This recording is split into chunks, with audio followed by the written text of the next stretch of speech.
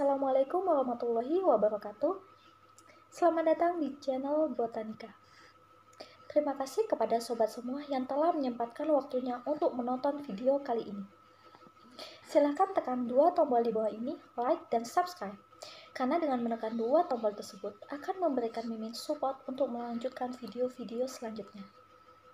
Nah, pada kesempatan kali ini, Mimin akan memaparkan secara singkat tentang teknik-teknik hidroponik yang sering kita dengar dan sering dipraktekkan oleh para penghidroponik di Indonesia.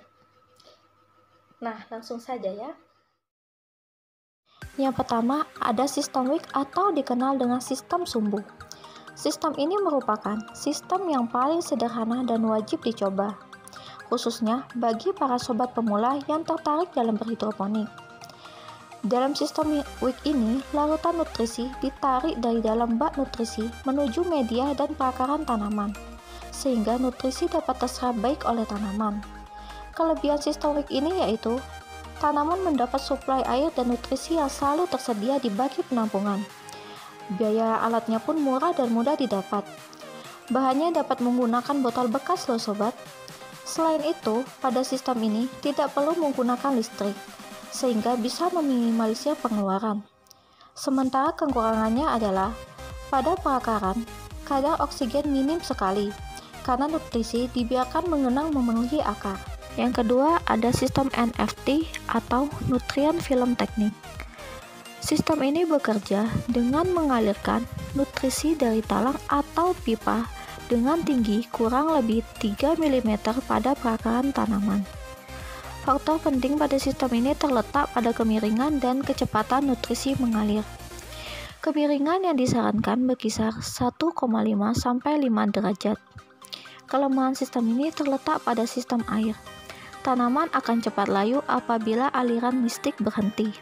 Sementara kelebihan NFT adalah sistem kembang tanaman lebih maksimal. Oksigen yang tersedia cukup banyak dan resiko pengendapan kotoran dalam pipa sedikit. Yang ketiga ada sistem DFT, Deep Flow Technique. Sistem ini mirip dengan NFT, hanya saja genangan airnya lebih tinggi dibanding dengan sistem NFT, sekitar 2-5 cm. Sehingga apabila pompa air mati, maka air nutrisi pada pipa tidak langsung habis. Kekurangan pada sistem ini adalah memungkinkan terjadi busuk akar lebih besar dibanding dengan sistem lainnya. Yang keempat, ada sistem hidroponik rakit apung. Pada sistem ini, tanaman dibiarkan mengapung bersama styrofoam di atas larutan nutrisi. Larutan nutrisi dibiarkan terus-menerus menggenang sehingga suplai nutrisi tanaman tercukupi. Pada sistem ini, kita membutuhkan aerator yang berfungsi mengatur sirkulasi udara, karena tidak adanya jarak antara akar tanaman dengan air.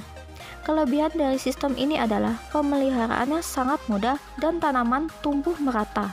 Sementara kekurangannya adalah memerlukan air dan nutrisi yang sangat banyak dan penyakit cepat menyebar karena air mengendap tanpa mengalir. Selanjutnya adalah sistem aquaponik.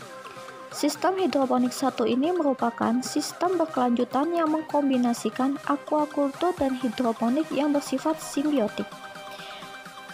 Dalam kerjanya, ekskresi ikan yang bersifat toksik pada ikan tersebut akan diolah dan dimanfaatkan oleh tanam sebagai nutrisi. Kelebihan sistem aquaponik ini yaitu dapat menghemat lahan dan memaksimalkan hasil yang didapat, serta pembudidayanya dapat menghasilkan dua produk sekaligus, yakni ikan dan sayuran. Sementara kelemahannya adalah biaya yang digunakan untuk membangun sistem ini cenderung mahal dan membutuhkan listrik serta perawatan yang lebih optimal. Terakhir ada sistem aeroponik. Sistem aeroponik ini merupakan sistem hidroponik yang paling canggih dan memberikan hasil terbaik serta tercepat. Hal ini memungkinkan karena larutan nutrisi berbentuk kabut disemprotkan langsung ke akar, sehingga tanaman lebih mudah menyerap larutan nutrisi yang kaya akan oksigen. Kelebihan sistem ini antara lain hemat dalam penggunaan air, kadar oksigen yang diterima tanaman sangat banyak, dan serangan hama lebih kecil dibanding sistem lain. Kekurangannya adalah membutuhkan biaya yang mahal di awal dan sangat bergantung pada listrik. Nah, itu saja yang bisa Mimin sampaikan dalam video kali ini. Kurang lebihnya mohon maaf apabila ada kesalahan. Silakan tinggalkan komentar untuk membangun channel ini. Wassalamualaikum warahmatullahi wabarakatuh. Salam petani.